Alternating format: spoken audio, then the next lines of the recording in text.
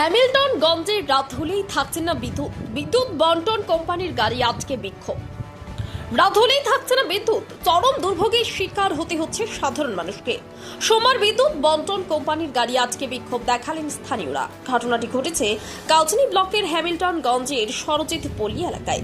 বাসিন্দাদের অভিযোগ, প্রায় রাত হলে থাকছে না বিদ্যুৎ। টানা 5 দিন ধরে সন্ধ্যা হতেই পুরো এলাকা ঢেকে যাচ্ছে অন্ধকারে। বারংবার অভিযোগ করা সত্ত্বেও সমস্যা সমাধানে কোনো উদ্যোগ গ্রহণ করা হয়নি। তীব্র গরমে নাজেহাল হতে হচ্ছে সাধারণ মানুষকে। এদিন সকাল থেকে বিদ্যুৎ বন্টন কোম্পানির গাড়ি আটকে চলে বিক্ষোভ।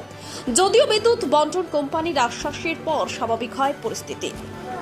Bureau report, UB live news. খবর যখন আমরা তখন। যবে থেকে এই লাইন দিয়েছে তবে থেকে ডিস্টার্ব। আমরা কমপ্লেন, ওরা বলে কমপ্লেন করতে, যখন ডাকি ওরা ফোন রিসিভ করে না।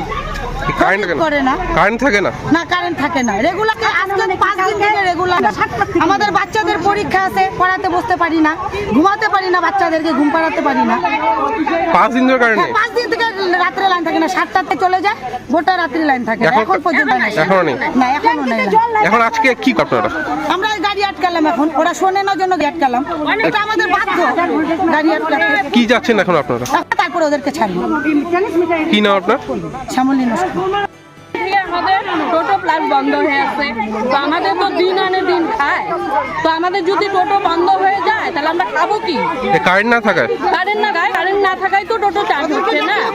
সবসময় এরকম মানে আমরা পেটে খিদা মুখে লজ্জা পেতে আমরা বসে থাকবো না। একবার ফোন করলে ভিডিও যদি আমরা ফোন করি ওরা ফোন রিসিভ করে না পর্যন্ত। তো ওদের তো দায়িত্ব, আমরা তো বিল রীতিমতো আমরা বিল দিচ্ছি। তো এটা কি নতুন লাইন দিয়ে দেওয়া? নতুন লাইন দিয়ে হচ্ছে, প্রায় হচ্ছে, প্রায় প্রতিদিন সন্ধ্যাবেলা থেকে শুরু হয়ে যাচ্ছে। কতজনের বাড়ি হয় এরকম? কতগুলো